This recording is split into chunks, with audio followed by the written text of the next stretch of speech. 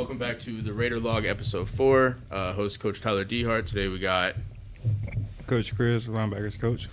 So, Coach Chris, obviously you graduated from here 2017, same class as I was. We came in, left it the same year. How's it feel being back at Orange Park High School? Feels pretty good. Be back at the old high school. Feels good to be giving back in some type of way, shape, or form. And it feels good to see the progress of the program. Yeah, so, excuse me. So, obviously, as this will be your second year coaching in general, how's your experiences been so far? It's been great. It makes me reminisce a little bit. Makes me remember how much I love the game, being around the game just in general. I love all of it. Love being around the kids, love seeing their development. And just overall, just being around football, I love it. For sure. As far as this upcoming year, obviously spring game right around the corner, then going into summer, fall. What would you say you're kind of looking forward to the most? I'm just looking to see where we're at, looking to learn more as a coach, looking to learn more the players better, learning the players better. Obviously, with the new program coming in as a new coach, just learning how the players are, see how they learn, see what best fits them. Yeah, and always developing is a big thing, right? Mm-hmm. You meet with new guys, you always can learn new things. You're never good with where you're at. You always want to progress, even as a coach, just like you expect the kids to as well. What about pregame music? You can talk about when you were playing. Talk about now. What's your go-to? Oh, now we're going straight Roman Reigns. Roman Reigns? Tribal Chief. All And right. second, probably have to go with Brock Lesnar. So we on a WWE playlist, huh? Yes, sir. So if we're on a WWE playlist, who would you say your favorite all-time wrestler is? Currently, I would assume Roman Reigns. Right now, Roman Reigns, but all time, I'd have to go Undertaker. And my Undertaker. He's just, if you're just going like overall, he gave a lot to that business, and he really entertained you as a kid. Yeah. Like he never broke character. No. That's one of the guys that just never broke character, no matter where he was at. Yeah, I feel like most every kid kind of goes through that phase where they're big WWE fans, and then you might even grow out of the phase. Like I know I grew out of the phase and was like, WWE's terrible, and then you get to an adult and it's like it kind of sucks you back in, and you're like right back into it. End up watching pay-per-views every month or whatever it is, and or PLEs, whatever they call them.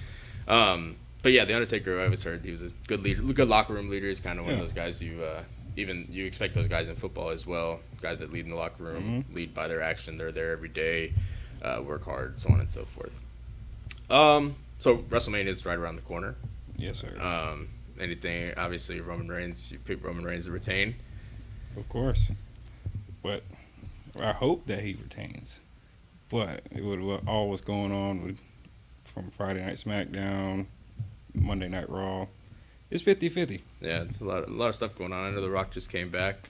They got a lot of hype going around wrestling right now, and wrestling is cool again, supposedly. The final boss and stuff. So it seems like they got things going in the right direction, and people are probably kind of hopping back on that bandwagon, or not bandwagon, but hopping back on watching it again and stuff.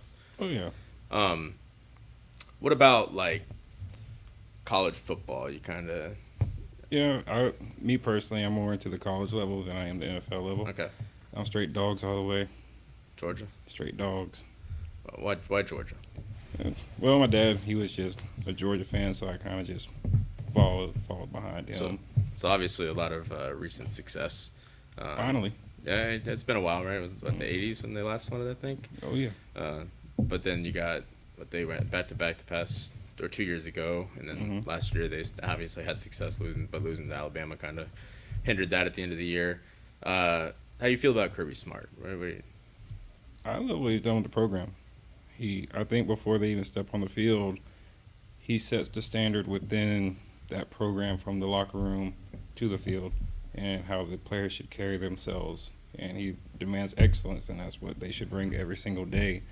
And I think a lot of programs and football players should follow that, what he has going on and what them Georgia players do, because the success don't come easy. Them guys probably put in a lot of time within training, weight room, film, just getting better overall, and it shows on the field on Saturdays.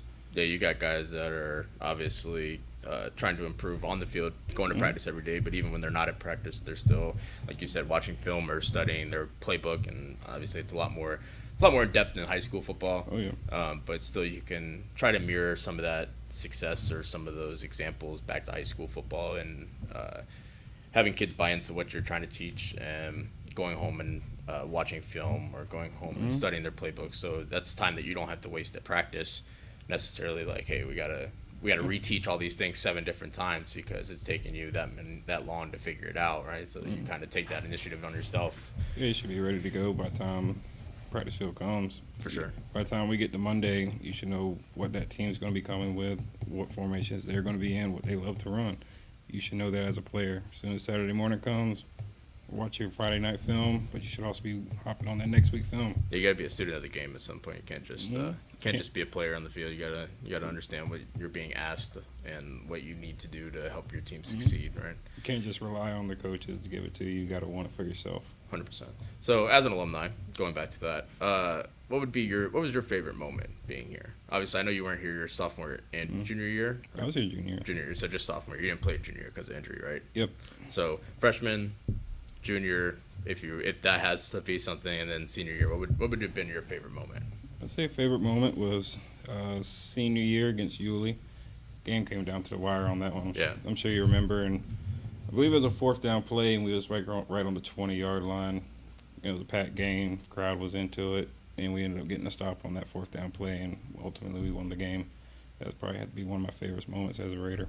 Yeah, I think going back to that year, we had a lot of ups and downs, and it was very wavy sometimes, and a lot of guys that would miss practices or not be there. But I think if we would have shown that committed mentality that we're asking of our kids, then things might have been a little better in certain spots. But I look back. I always think back to the Clay game. I try to kind of pick some games out, and the Clay game always sticks out to me. I feel like Clay had a really good team that year. I think they had 3 D1 guys on that team.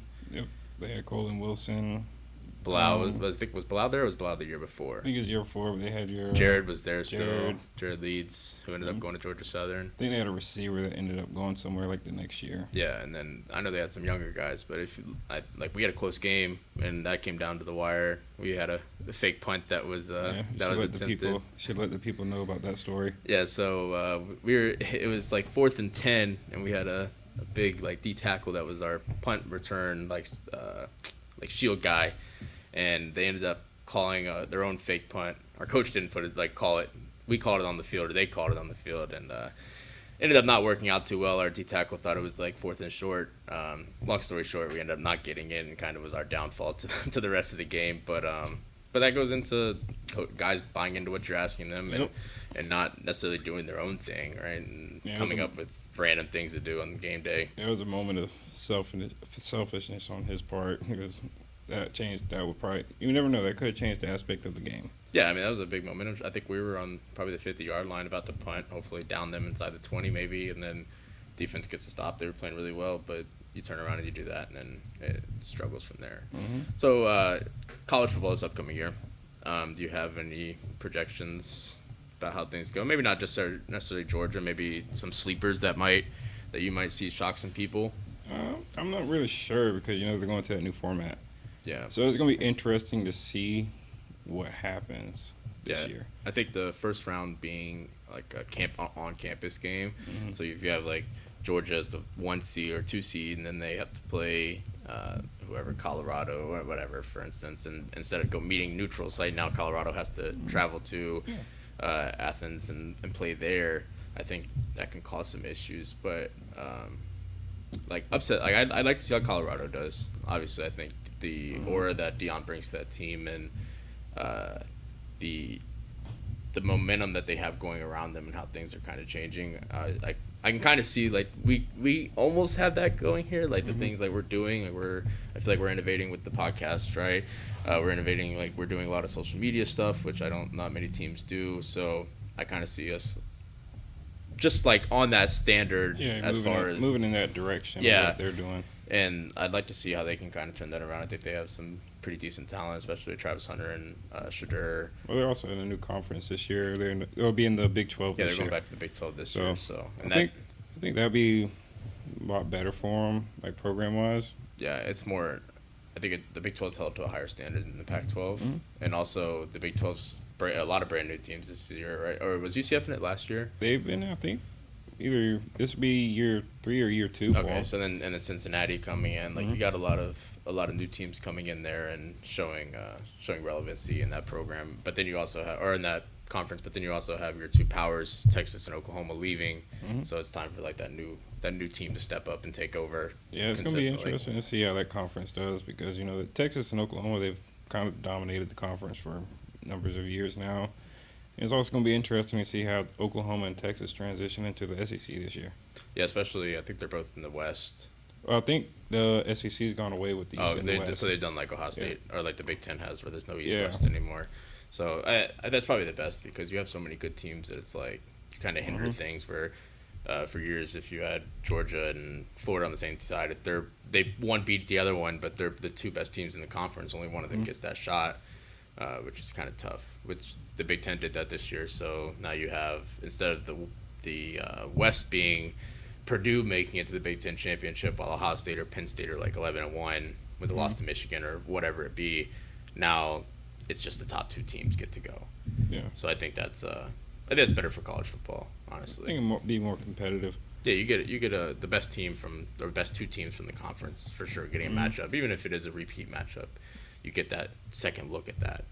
I think you play more different teams more often too.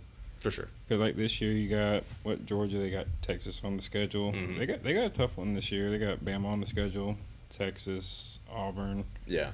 Gotta see how Florida does this year. I was about to say it's not as rough as Florida's schedule. Florida's schedule is rough. Yeah, that one's pretty rough this year. Billy Napier might be in some trouble this year. Yeah, I don't know. That schedule is rough. Going back to kind of what we have going on, what are we doing in the upcoming months that are kind of propelling us forward, getting us ready for summer and then fall? Like conditioning wise? Yeah, or just anything. What are we doing outside of football? What are we doing inside? Outside of football, we got a lot of fundraising going on right now, trying to do renovations to the field house that is very needed. A lot of this stuff had needed to be done when I was in high school. Yeah, for sure. Especially like go flooring, weights, racks, the whole 9 yards. I think the only thing that got replaced when we was in high school was the locker room. Yeah, the locker room, and I think a few of the platforms are new, but for the most part, those are all the same platforms, and they're older than when we were here, so it's not even like they just got there when we were here, right? So like the racks have been here for God knows how long, and so on and so forth. So yeah, we're running our fundraising campaign. It's OP 90 for 90 for any companies or individuals that are feeling willing to help out and donate. Anything helps, and we're trying to improve everything we got going on. We also have a kids summer camp coming up in June that you can sign up on the OPHS athletics page for. I know for football we're running a bunch of 7-on-7s, trying to prepare our kids for that. Obviously summer conditioning, putting work in there. Is there any necessary games that you're looking forward to for next year? I'd say the game that I'm looking forward to the most probably be, I would say Mandarin. The Kickoff Classic, mainly because that's the hot team right now. For sure. Around the 904 area. So that's a competition. You should want to be able to go against the best and see where you're at, compete with the best. You don't want to go out there and just compete with mediocre. You want to go out there and see where you're at, see if you can hang with them. And if you can hang, you can hang, and you got it. I think that'd be a good confidence booster for the kids. Yeah, I think, like you said, it's seeing if you can play to that standard and setting that expectation that this is the standard, this is what we expect.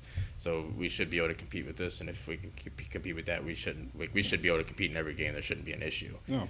If not win most. You know what I mean? So yeah, I agree, Mandarin, and then for me also the Oakleaf game, obviously going back to high school, and we have Ridgew's Battle of Blanding. Yeah, it used to be Battle of O or something. I don't know. But yeah, so back in high school, we never got to beat Ridgeview. I think Oakleaf. The last time we beat Oakleaf was our freshman year. Yeah, it was about what? It was 2013. This year, yeah, that'd be 10 years now. Yeah, going on 11. So looking forward to that game. Hopefully, we can spin that around. And obviously, it's always good to play a rival school right down the road and get that rivalry back on track. Hopefully. Yeah, get it big again. 'Cause I remember that was the game that everybody looked forward to. For sure. Right at the beginning of the game. Right at the beginning of the year. Mm-hmm. That and usually Ridgeview game. Yeah. That was another big one to do, though. I'm not sure if they still call it the Battle of Blanding, but I know when we was in school, that's what they called it, the Battle of Blanding, and it has to mean something. For sure. take pride in that. For sure. You got anything else to talk about? Any other comments? No, just acknowledge your tribal chief. That's really it, guys. Acknowledge your tribal chief. There you go. All right, well, Coach Chris, appreciate you coming on. That's the end of our episode 4, and we'll catch y'all on the next one.